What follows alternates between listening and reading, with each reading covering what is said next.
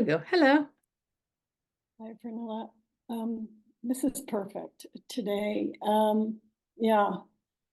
So I would like you to help me use the exercise we just had to look at an experience. I had a very intense day yesterday, and I call it the rise and fall of Glenda's world, all in one day. Oh, wow. So it started off, we were to have a power outage here from 10 to 2. They're working on my street. So of course I said, I'm going to use this as a reflective day and do deep spiritual work.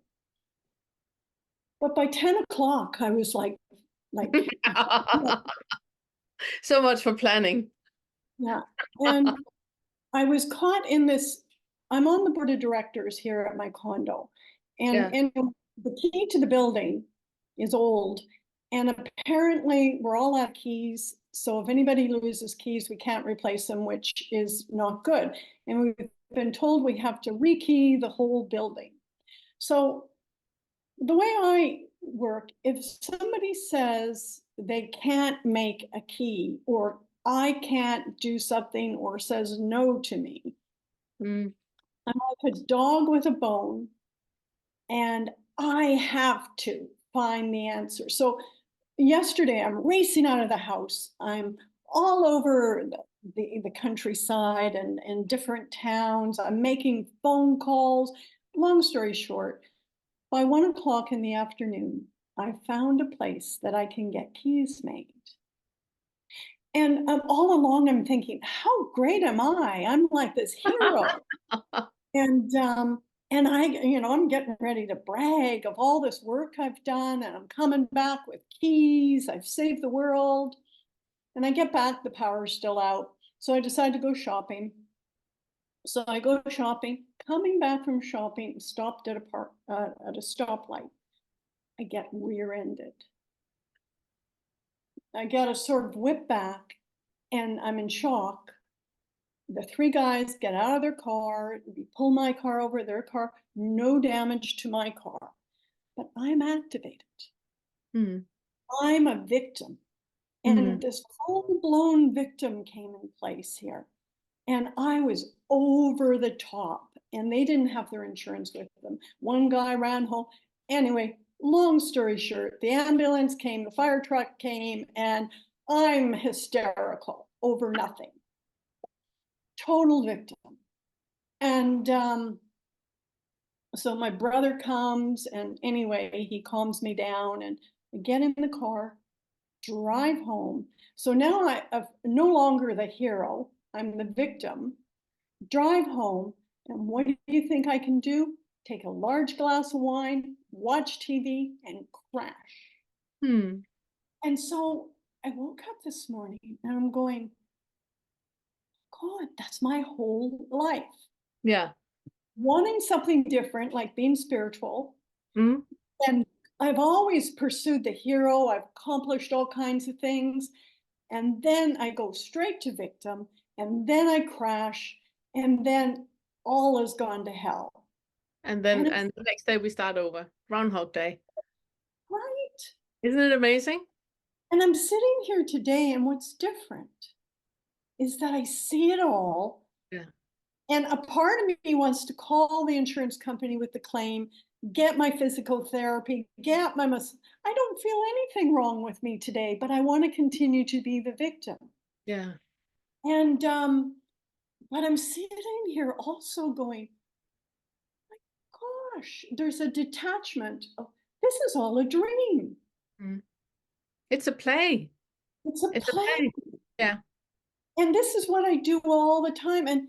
But I think with the cup exercise and what I've been reflecting on this morning is how does real change happen? How do I Mm. really see this and make real change Mm. happen? Yeah. It's really good that you can see that it's a play. That's a really, really good sign, because then you're already tuned into all of it being a delusion, right? Do you see that you were already a victim before you got rear-ended? Yeah. That the moment you play Glenda the Great, The moment you take on that role of Glenda the Great, do you see that puts you into victimhood? Yes. Do, Yes, do you remember that I've said that expectation is a sign of victimhood? Do you remember I said that in one of the lessons? Whenever probably.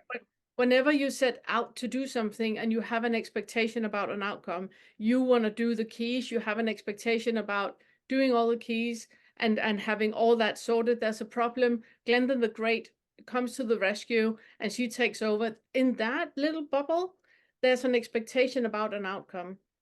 Right. And that means that the moment you have an expectation, you're already a victim Mm. because you are no longer in reality. You have stepped into the character and the play is going to play itself out. The moment that you realize, oh wow, I just stepped into a character of victimhood, of Glenda the Great. That being Glenda the Great, it doesn't leave much to reality. You know, it doesn't leave much about you stopping and hugging a tree or you rather want to stay home, you know. It doesn't leave much up to anything happening in the moment that you want to do because you have already stepped into character.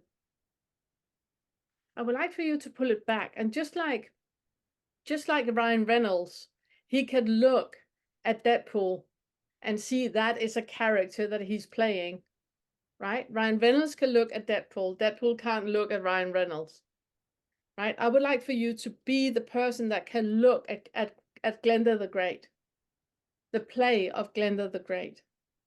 The because everything's predictable. The moment you step into the character, the moment Ryan Reynolds he puts on the suit as if he's Deadpool, he will become Deadpool. He can't suddenly do Shakespeare, you know, because it's part of the character. It's the same with you. The moment you put on the armor of Glenda the Great, you are in character. Everything will be predictable. It would just be episode 9,000, I don't know how much, of the same play.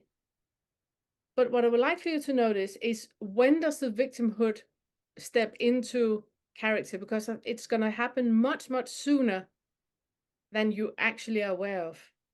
And I would like for you to be curious about that. Yeah, that's a good point, because when I decided this is a great day to be reflective Yeah. and, be here with myself, it was, well, what am I going to get out of it? Yeah. But do you see that the victimhood started the moment you decided on how to spend the day? Yes. We back up, back up, back up, back up, back up. Because even when you say, today I'm going to meditate and be in, with myself in my body, eating all day, that's expectation. You're already a victim. There's no third feather flow in that. Third feather is with all the expectations that is paired with the ninth feather about flow. And it's about that when we do things with a purpose. I'm going to make all the keys because I'm a good girl. Everybody's going to acknowledge me for being a good girl. That is the purpose. You do things for a purpose. That is making the keys. Already there, you're off the rails. The play has begun. It starts even sooner. And what you're going to realize tomorrow morning is that you can barely open your eyes before you have stepped into the character of Glenda the Great. And the moment you step into that character, everything will be played out as it has been played out your entire life. When you reach the point where you can notice, oh wow, I'm in the play right now. How can I pull myself out? That is when you play with the sixth feather. That is when you really notice, okay, what am I actually assuming right now? I'm assuming that if I make the keys, they're gonna like me. I'm assuming that it's my responsibility, even though I'm on the board. I'm assuming, and then you just go and mention that if I eat this breakfast, I'm healthy. If I'm not drinking that, I'm healthy. If I'm going for a walk, all of those things that you assume is part of that character, is part of that play. Zoom out, zoom out, and see if you can have just a few moments during the day. I'm not asking you to do it a full day, but a few moments during the day where you pull yourself out from the character of Glenda the Great. And you're just here. You could be Bill Hopkins. You know, So, there's no attachment to anything. so yesterday there was definitely seen throughout the day as I was playing the character. I saw it. I'm going, oh my God, I want reward. I want to be great. I want to be appreciated. And I'm acknowledging this to myself and seeing this. It's amazing. So, and even when I was in the victim in the, well, even in the car situation, and then even sitting here crashing last night, I was, I was watching it all. Like I really was waiting. Yeah, it's part of a play. It's like a rom-com. You know how it ends. It's like a drama. You know how it ends. You know, an action movie. You know how it ends. It's a play. But so as I get, as I'm seeing myself doing it, you say, how do I step back in that moment? Because it's like a steam engine, you know, going. And there's a part of me that goes, there's no energy to stop it. Mm. Well, I wouldn't use that. But there's no, is it no will to stop it? There's no something that's If escaping. there's like two roads in it, right? The Mhm. one road is taking you back to trauma, that there's something happening that needs your compassion. But you cannot feel that compassion unless you pull yourself up, you know, to the fifth floor where you can take a breather, you know, knowing that you cannot plan anything. Everything that you think you're about to do is not possible.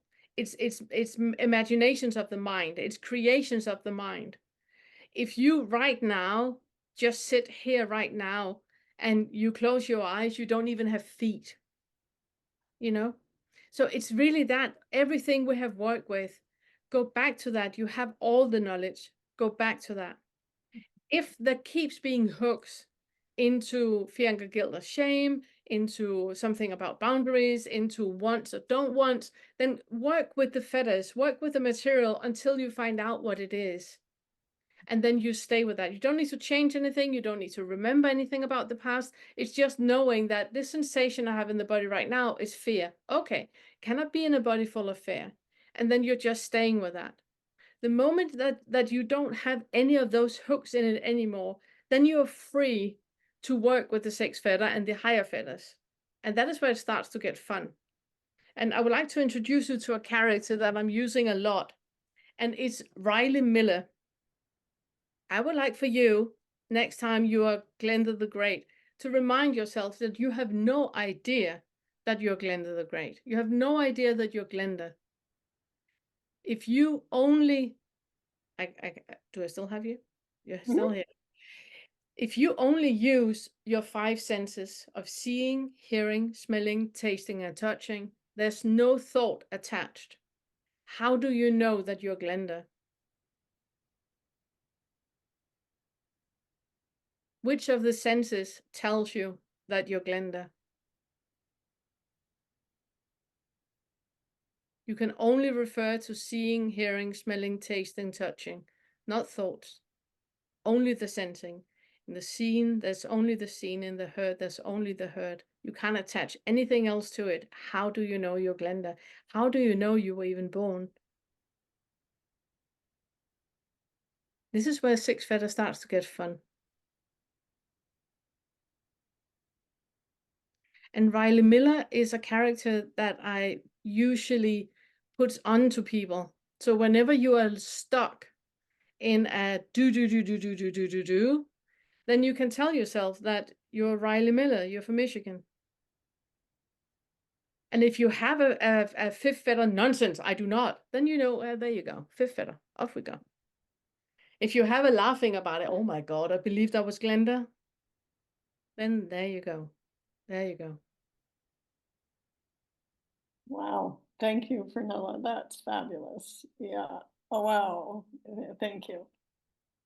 I didn't lose you. You understand what I'm talking about? I understand exactly what you're saying, and I'm going to listen to this several times over again just to reinforce it. Yeah. Good, good, Thank you so much. wonderful. Wonderful. Thank you.